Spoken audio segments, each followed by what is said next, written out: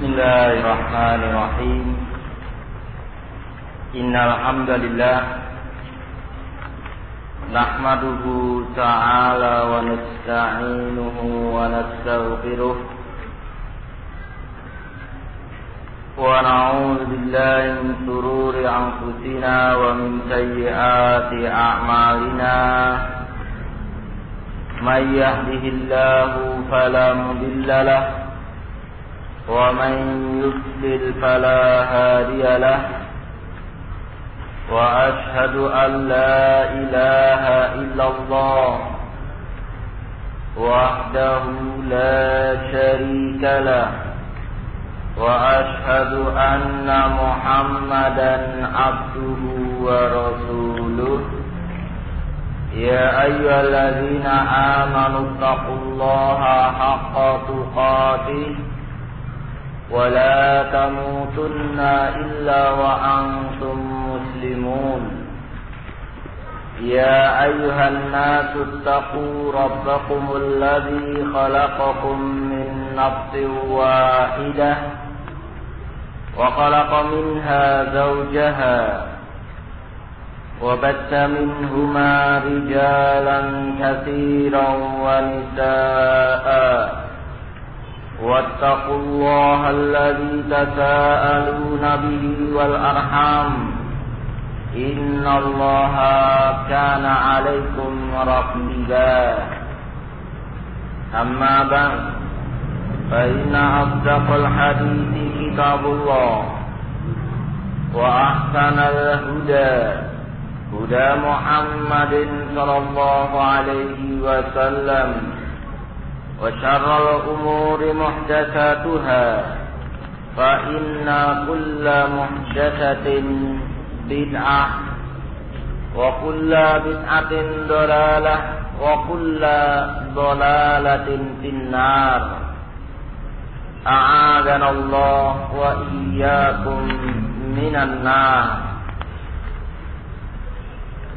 kaum muslimin muslimah rahimani wa rahimakumullah. Alhamdulillah, Allah subhanahu wa ta'ala telah melimpahkan banyak nikmatnya kepada kita, sehingga dengan kenikmatannya kita bisa kembali untuk mau menuntut ilmu agama, karena di masa-masa seperti ini jarang manusia yang mau memperhatikan akan urusan agamanya, di mana waktu yang dipergunakan untuk mengurusi dunia saja masih kurang. Waktu yang dibutuhkan untuk mengurusi keluarga masih kurang, sehingga tidak ada kesempatan untuk ia mengurusi agamanya, untuk ia mengurusi apa yang ada dalam kalbunya, di mana kalbu manusia itu diumpamakan sebagai motor penggerak di tubuh kita. Kalau ia tidak diurus, maka akan serampangan dalam berjalan. Kalau ia tidak diperhatikan, maka tidak karu-karuan dalam mengatur tubuh ini.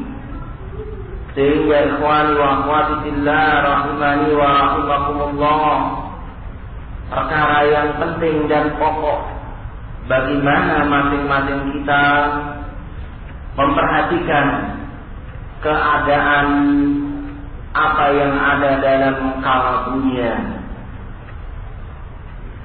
di mana terlampau banyak perkara yang diakibatkan karena kalbu manusia, sehingga Rasulullah Shallallahu Alaihi Wasallam menyebutkan dalam sebuah hadisnya, Inna fil jasadi mudghah, sesungguhnya dalam jasad manusia ada segumpal darah. Idza sholahat, apabila segumpal darah itu baik, maka akan baik seluruh tubuhnya. Apabila segumpal darah itu jelek, maka akan jelek seluruh tubuhnya. Ala wahyal qalb, ketahuilah bahwa segumpal darah itu adalah kalbu manusia. Sehingga manusia mau baik, manusia mau jelek, itu bergantung kepada apa yang ada dalam kalbunya, di mana banyak sekali penyakit-penyakit yang muncul dalam kalbu tiap-tiap manusia. Apakah itu yang namanya kiber, sombong, ataukah itu yang namanya hasad, iri, dengki, dendam.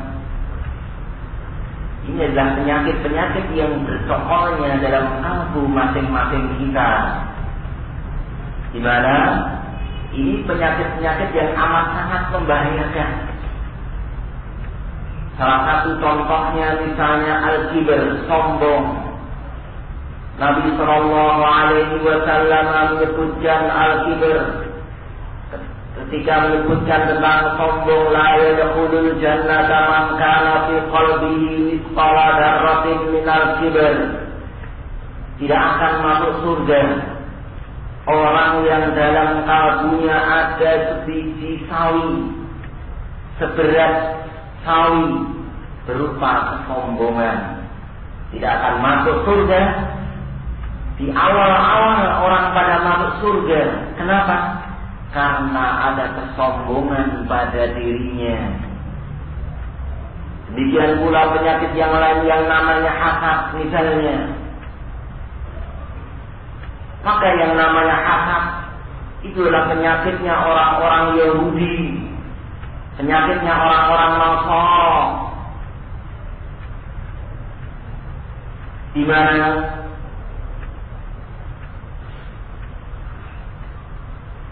dengan hasad seseorang akan hilang amalan-amalan yang telah ia lakukan. Sebagaimana hadis yang lemah, akan tapi maknanya sahih. Innal hasad ya'kulu al-hasanat kama ta'kulu an-nar al-hatab.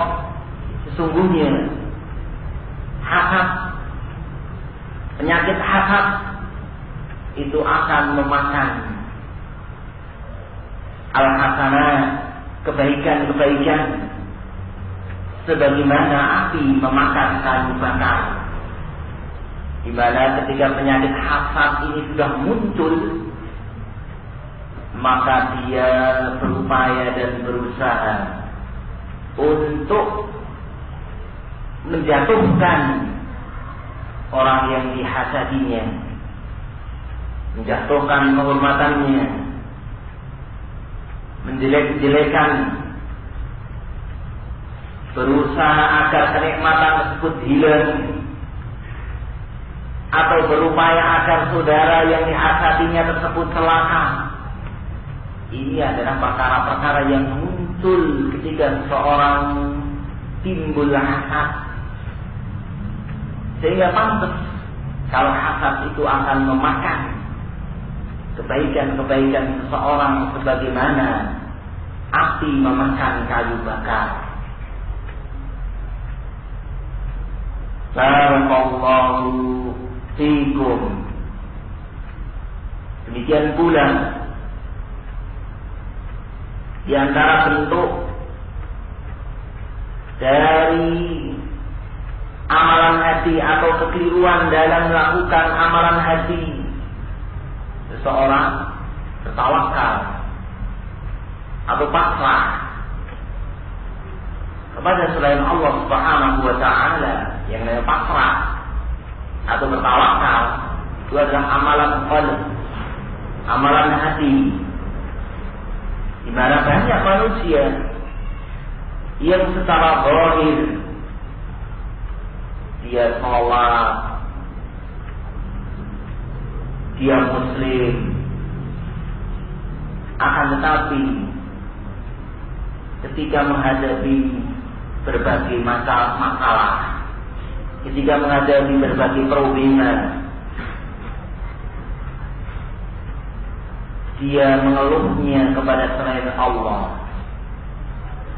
dia mencurahkannya kepada selain Allah, dia pasrahkan kepada selain Allah urusannya, maka ini perkara yang membahayakan.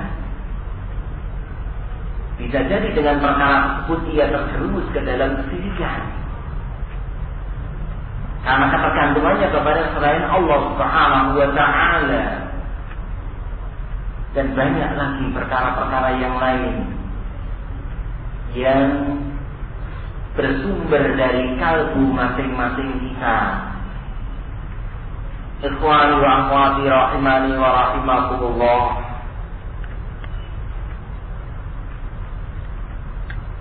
Sehingga penyakit-penyakit tersebut, dari penyakit yang bertokol dalam kalbu masing-masing kita tersebut, akan hilang, akan sirna sedikit demi sedikit dengan seseorang terus menerus belajar, menuntut ilmu. Karena dengan menuntut ilmu seseorang akan paham bagaimana bahayanya kesombongan. Sebagaimana yang Allah Subhanahu wa Ta'ala sebutkan dalam Al-Quran, Sa'asrifu an ayatil ladina yatakabbaruna fil ardh.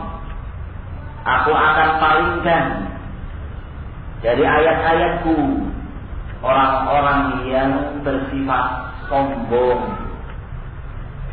Sa'amna'u an fahmil ayat. Saya akan cegah dari dia memahami ayat-ayatku, dikarenakan kesombongan yang ada pada dirinya. Sehingga jika seorang belajar mengetahui bagaimana bahayanya menjadi orang sombong, di mana dengan sifat sombongnya tersebut, sebagaimana dikatakan oleh Mujahid rahimahullah, la yanalul ilm mustahil wa mutakabbirin. Tidak akan mendapatkan ilmu orang yang pemalu dan orang yang bersifat sombong. Dan perkara-perkara yang lain. Sehingga ketika seorang itu menuntut ilmu, belajar, maka orang-orang yang berilmulah yang akan muncul rasa takut kepada Allah Subhanahu wa Ta'ala. Orang-orang yang mengetahui kesyirikan, orang-orang yang mengetahui ilmu tauhid, yang akan muncul rasa takut kalau ia berbuat syirik. Adapun orang-orang yang tidak pernah ngaji, tidak pernah taklim, tidak pernah belajar ilmu tauhid, tidak pernah belajar ilmu akidah, apa itu macam-macam syirik dan semacamnya, maka tidak akan dia memiliki rasa was-was, rasa khawatir kalau dirinya akan terjerumus ke dalam kesyirikan. Ketika seseorang itu belajar tauhid, macam-macam tauhid, ketika seseorang mempelajari apa itu kesyirikan, bentuk-bentuk kesyirikan, sehingga dia tahu, oh ini syirik, oh ini perkara tauhid, sehingga orang semacam inilah yang akan muncul pada dirinya rasa takut kalau sampai dirinya terjerumus ke dalam kesyirikan. Demikian pula apa itu munafik. Ketika dia belajar, dengan dia taklim, maka ia akan paham, maka ia akan mengerti bahayanya menjadi orang munafik, perkara-perkara yang termasuk kenifakan, sehingga ia khawatir kalau dirinya terjerumus ke dalam kenifakan. Makanya Umar bin Khattab radhiyallahu anhu, cara beliau orang yang senantiasa mulazamah di hadapan Nabi sallallahu alaihi wasallam, sahabat Nabi sallallahu alaihi wasallam, sehingga beliau khawatir kalau dirinya terjerumus ke dalam kenifakan. Sampai beliau bertanya kepada Hudzaifah Ibnu Yaman radhiyallahu anhu, hal samman Rasulullah sallallahu alaihi wasallam, apakah Nabi sallallahu alaihi wasallam menyebutkan aku dari jajaran orang-orang munafik? Artinya beliau sangat amat khawatir kalau sampai dirinya tergolong dari jajaran orang-orang munafik. Karena ilmu yang beliau miliki, sehingga beliau merasa khawatir kalau terjerumus ke dalam kenifakan. Sehingga benarlah apa yang diucapkan oleh Ibnu Qayyim rahimahullahu ta'ala, bahwa fa'innahu la falaha wa la sa'adata illa bihi. Jika menyebutkan tentang urut-urutan jihad, maka beliau menyebutkan ayyujahidan nafsahu ala ta'allumil huda wa dinil haq, untuk ia memerangi dirinya, untuk mempelajari agama, untuk mempelajari din yang hak. Fa innahu la falaha, karena sesungguhnya tidak ada kebahagiaan, tidak ada kemenangan kecuali dengan seseorang mempelajari agama yang hak, dengan seseorang mempelajari agama dengan benar. Ini yang akan menjadikan seseorang mendapatkan kebahagiaan yang hakiki. Barakallahu fiikum. Dimana dalam seseorang belajar dibutuhkan padanya ada, dalam seseorang menuntut ilmu dibutuhkan padanya adab-adab menuntut ilmu. Sebagaimana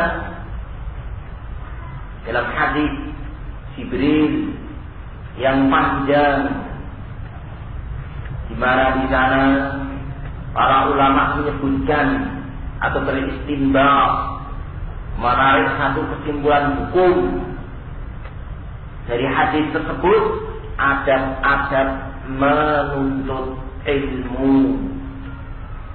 Di antaranya, jika malaikat Jibril tiba-tiba datang, ittala alaina rasulun,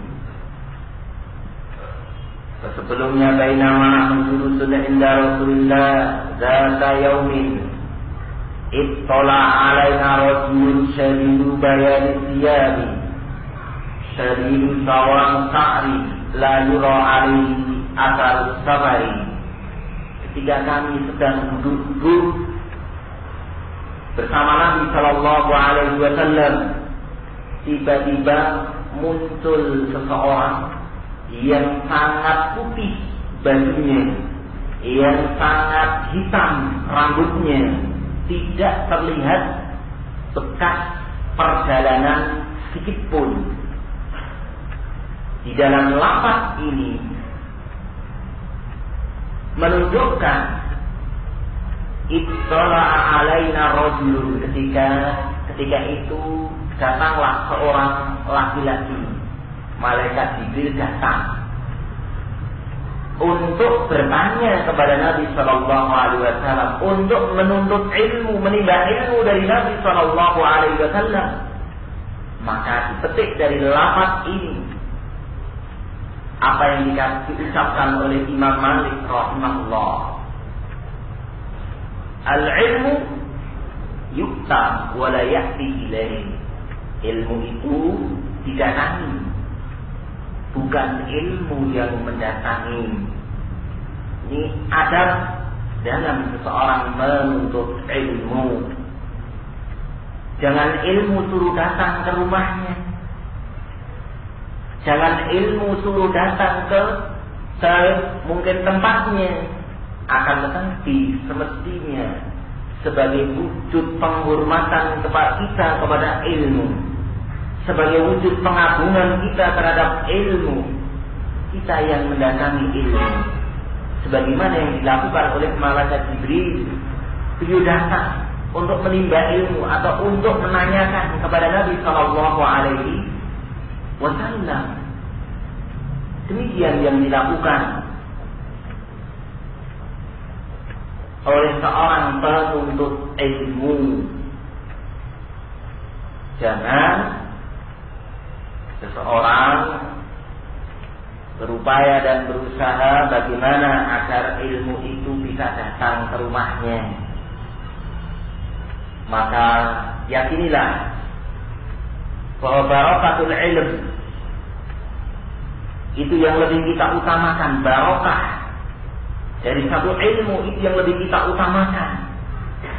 Ketika seseorang menghormati ilmu, mengagungkan ilmu, maka ia akan mendapatkan barokah dari ilmu tersebut, sehingga ilmunya bermanfaat.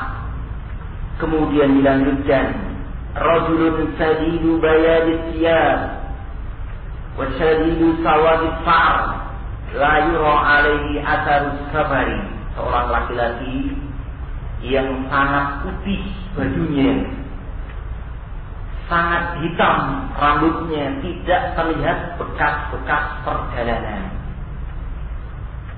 Dipetik dari lafaz ini bahwa hendaknya seorang penuntut ilmu dia berpakaian dengan pakaian yang rapi. Demikian pula rambutnya juga dirapikan sampai pada tingkatan tidak terlihat sedikit pun bekas perjalanan. Karena saking rapinya tidak tampak dia itu orang yang baru saja melakukan safar. Kenapa? Karena semuanya rapi. Karena kebanyakan orang yang baru saja safar itu ya rambutnya acak-acakan, pakaiannya kusut. Tapi di sini rambutnya putih sangat hitam, bajunya sangat putih, tidak terlihat bekas perjalanan sedikit pun, menunjukkan seorang penuntut ilmu itu berpakaian dengan pakaian yang rapi. Dimana dengan berpakaian yang rapi di sini juga akan mendorong untuk ia lebih mendapatkan ilmu, lebih membantu untuk ia mendapatkan ilmu. Ketika seseorang mungkin pakaiannya kotor sehingga sampai gatal kulitnya, dari mana dia akan khusyuk mendengarkan ilmu? Kalau harus sebentar, garuk-garuk, tidak akan khusyuk ia mendengarkan ilmu.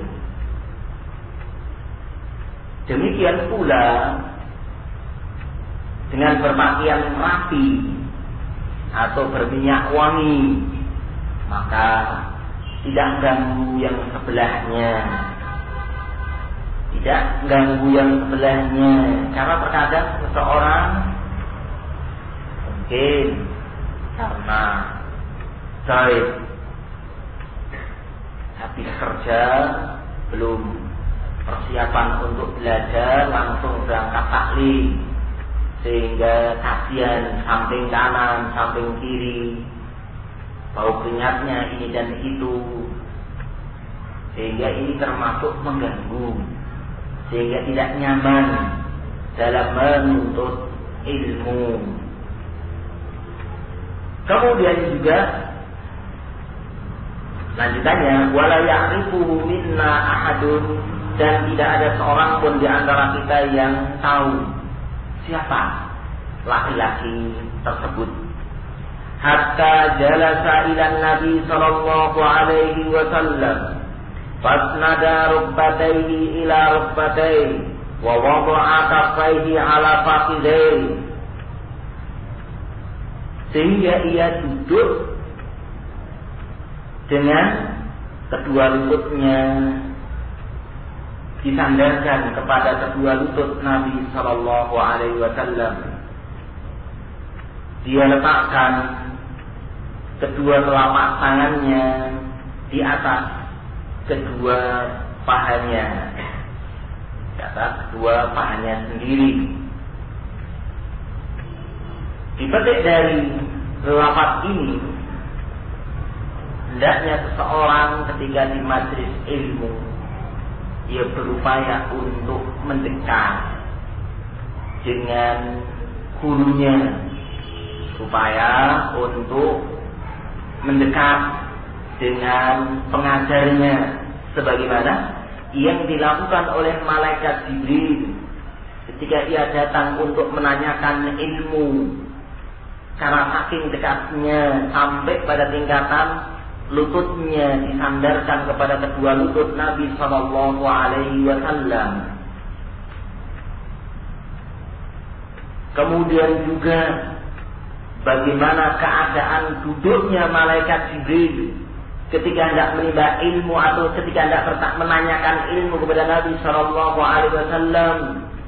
Kedua tangannya diletakkan di atas kedua pahanya sendiri. Tidak lenggang-lenggang kangkung santai, sandaran seenaknya, tidak. Akan tetapi benar-benar seorang penuntut ilmu mengagungkan majelis ilmu, mengagungkan majalisul ilm, menghormati majelis ilmu, karena kita ingin mendapatkan barokah daripada ilmu yang kita kaji. Yang namanya ilmu itu dikaji tidak cuma sebatas ingin mendapatkan banyak ilmu, tapi bagaimana kita mendapatkan ilmu yang berbarokah, yang bisa bermanfaat.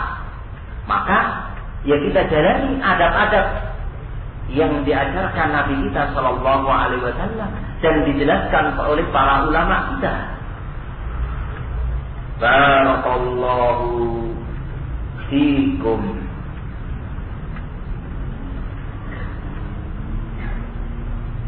Baik, kemudian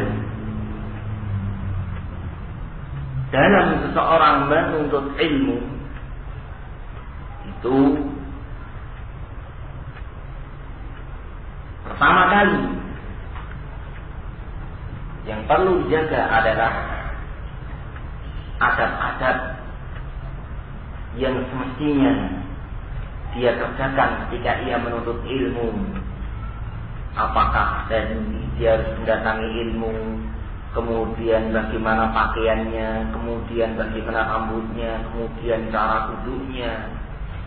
Ini adalah di antara bentuk ataupun adab dari menuntut ilmu, di mana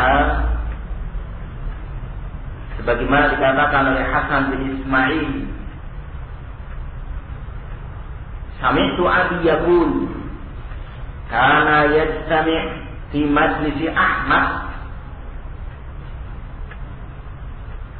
5,000 aw yazidun aqwa min 500 yaktubun wal baqun yata'allamuna minhu husnul adab wa husnus samt. Berkata Hasan bin Ismail rahimahullah, aku mendengar bapakku berkata, dulu berkumpul di majlisnya Imam Ahmad 5.000 orang atau lebih, mana kurang dari 500 yang nulis, kurang dari 500 yang nulis. Adapun yang selainnya mereka mempelajari adab dari Imam Ahmad. Bagaimana adab Imam Ahmad, bagaimana tawaduknya Imam Ahmad.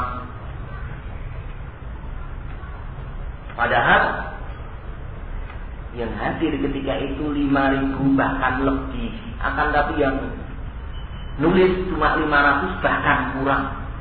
Adapun yang lainnya 4.500 atau lebih, mereka memperhatikan bagaimana adabnya Imam Ahmad, bagaimana akhlaknya Imam Ahmad. Sehingga dipetik dari kisah ini, tidak semestinya seseorang cuma belajar membaca kitab sendiri, membaca buku sendiri, tidak tahu bagaimana para ulama kita mengamalkan dari ilmu yang telah dipelajarinya, mempraktekkan dari ilmu yang telah digajinya. Karena terkadang seseorang kerepotan, kebingungan, atau bahkan ketika mengamalkan dari apa yang dibacanya keliru. Ini yang banyak terjadi. Bagaimana misalnya seorang jika belajar di tempatnya Syekh Muqbil rahimahullah ta'ala, maka sampai dikatakan Syekh Muhammad bin Abdul Wahhab rahimahullah, yang maknanya kalian belajar di tempat Syekh Muqbil berapa minggu itu lebih baik daripada belajar di tempat lain bertahun-tahun. Dari mana perbedaannya? Dari ketika ia belajar di tempatnya Syekh Muqbil, melihat bagaimana akhlak budi pekerti Syekh rahimahullah. Ketika ada orang datang bertanya, bagaimana Syekh menjawabnya. Ketika ada orang Badui mendatanginya, bagaimana Syekh menanggapinya. Ketika ada tamu, bagaimana Syekh menjamunya.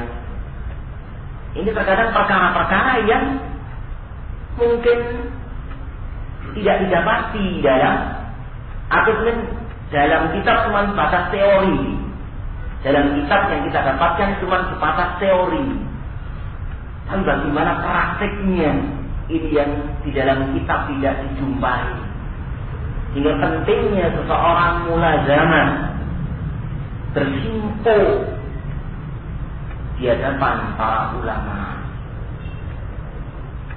di hadapan orang-orang yang mewarisi ilmunya Nabi Sallallahu Alaihi Wasallam. Sehingga kerugian yang besar ketika seseorang belajar di tempat ulama, dia cuma sebatas mengambil ilmu tok. Cuma sebatas mengambil ilmu tok. Ini adalah kerugian. Kenapa? Karena kalau cuma sebatas mengambil ilmu banyak didapat. Di kitab-kitab ilmu sudah tertulis. Akan tetapi bagaimana mempraktekkan ilmu itu yang harganya mahal. Bagaimana bentuk pelaksanaan dari pengamalan sebuah ilmu ini yang harganya mahal. Sehingga penting untuk seseorang itu bermulazamah, bersimpuh di hadapan para ulama. Jika ada satu permasalahan, bagaimana mereka menghadapi. Sehingga sekarang terlihat bisa terbedakan. Oh, fulan muridnya Syekh Fulani, fulan muridnya Syekh Fulani. Karena memang pelajaran adab dari menuntut ilmu itu amat sangat penting. Kemudian yang setelahnya, waqala ya Muhammad, jika sudah duduk dekat di hadapan Nabi Sallallahu Alaihi Wasallam, kemudian seraya berkata, ya Muhammad, akhbirni anil Islam. Wahai Muhammad, kabarkan kepadaku tentang Islam. Dipetik dari hadis ini apa yang disebutkan oleh para ulama bahwa miftahul ilmi as-su'al. Kuncinya ilmu itu adalah bertanya. Kuncinya ilmu itu adalah bertanya. Sehingga ketika seorang itu bertanya, berarti dia telah berusaha untuk membuka ilmu. Sebagaimana yang dilakukan oleh malaikat Jibril dalam hadis ini. Beliau bertanya kepada Rasulullah, ya Muhammad, kabarkan kepadaku apa itu Islam. Sehingga ketika seseorang hendak mendapatkan ilmu, ya semestinya dia bertanya. Sehingga di zaman Nabi Sallallahu Alaihi Wasallam ada seseorang atau beberapa orang yang safar, Kemudian di tengah perjalanan ada sebagian mereka yang di malam harinya itu junub.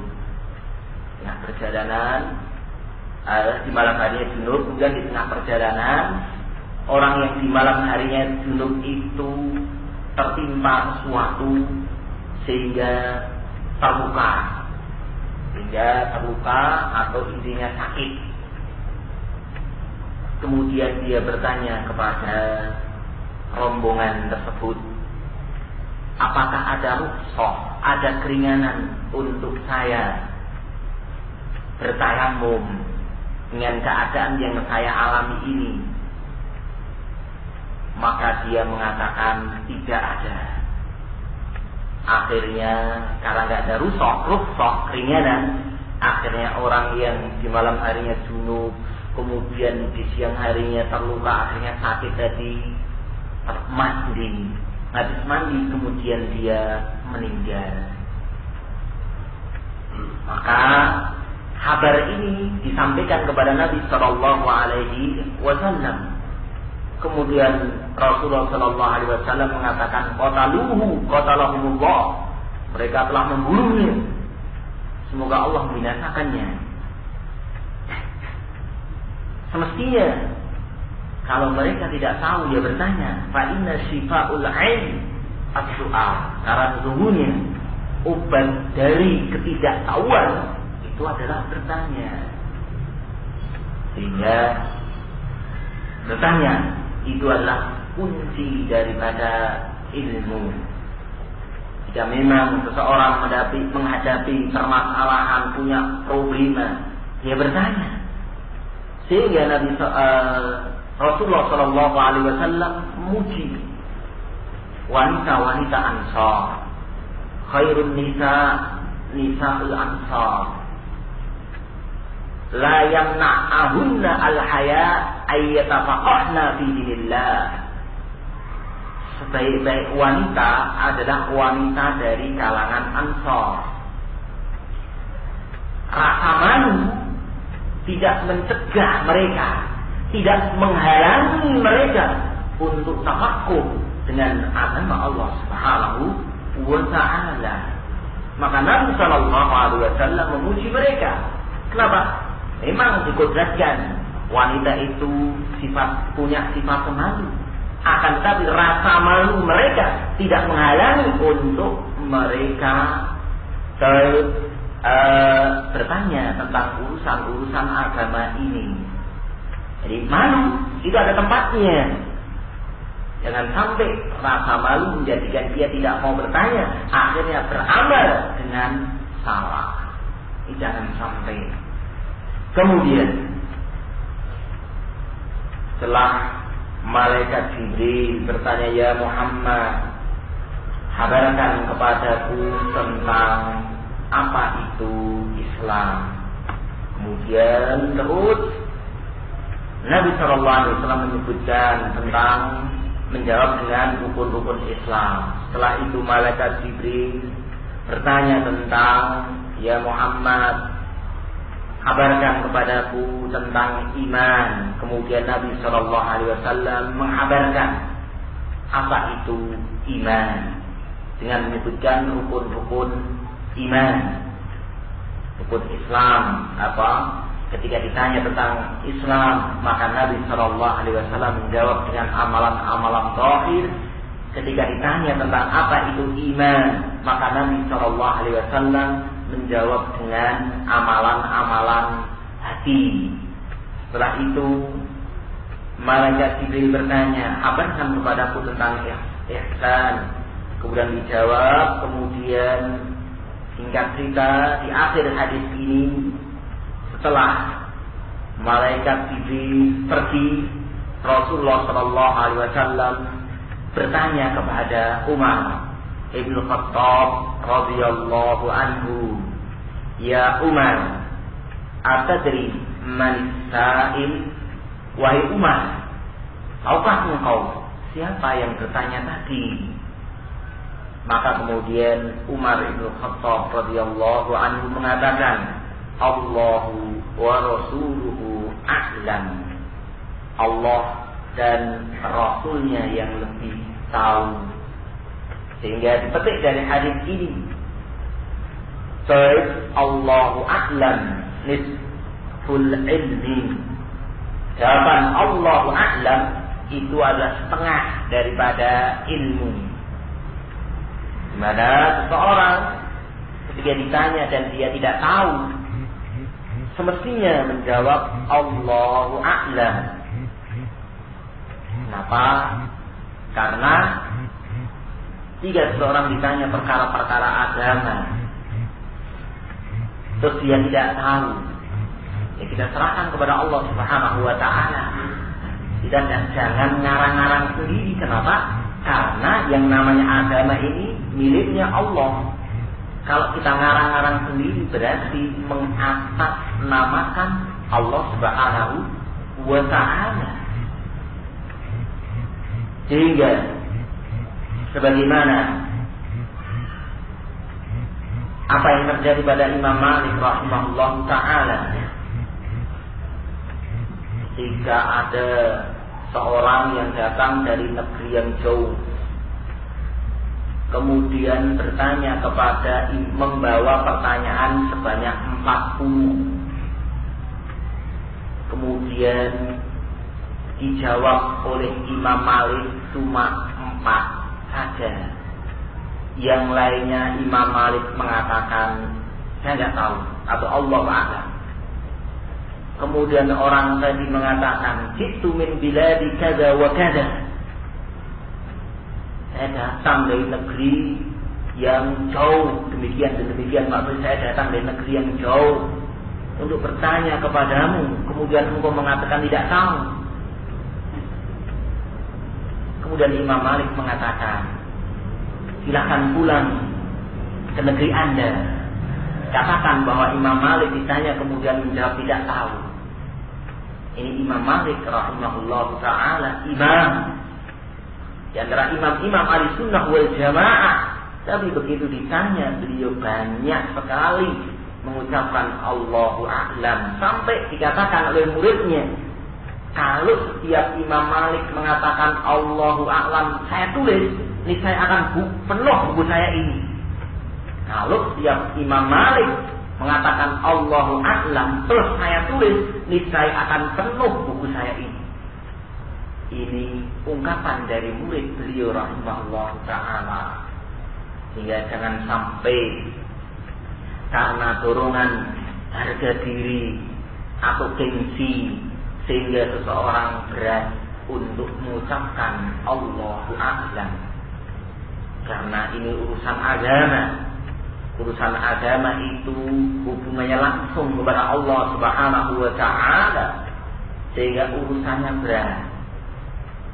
Salah-salah seseorang termasuk dari ta'awul 'ala Allah bi ghairi ilmin, berbicara atas nama Allah dengan tanpa ilmu, maka ini termasuk dari dosa besar.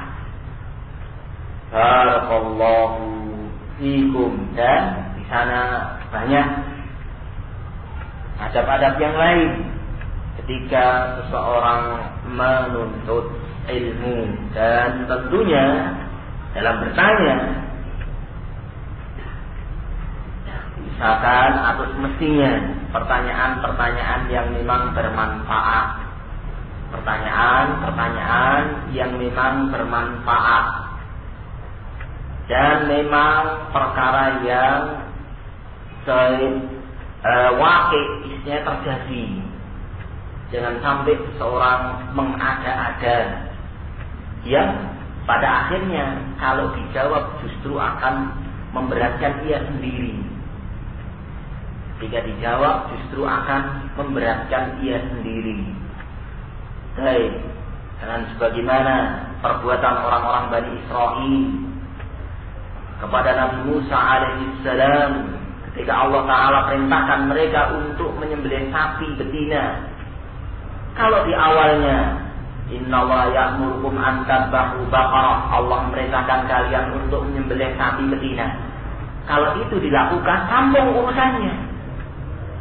Akan tetapi justru mereka memperberat diri dengan pertanyaan-pertanyaan tersebut yang sampai pada tingkatan hampir mereka tidak kuasa melaksanakan perintah tadi.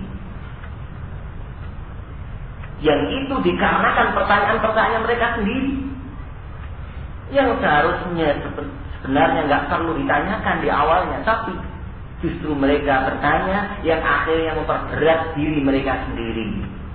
Padahal kalau dari awal terus dilaksanakan apa yang Allah perintahkan, rampung urusannya, gampang.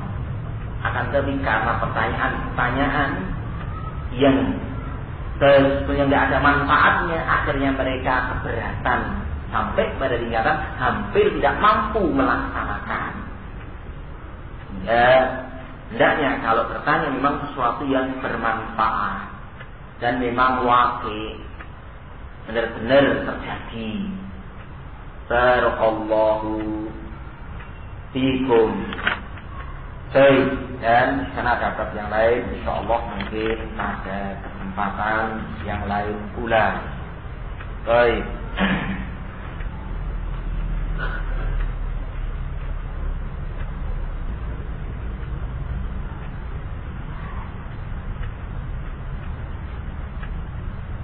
Wallahu a'lam bishawab. Mungkin ada yang lain. Sudah habis waktunya. Ada yang bertanya?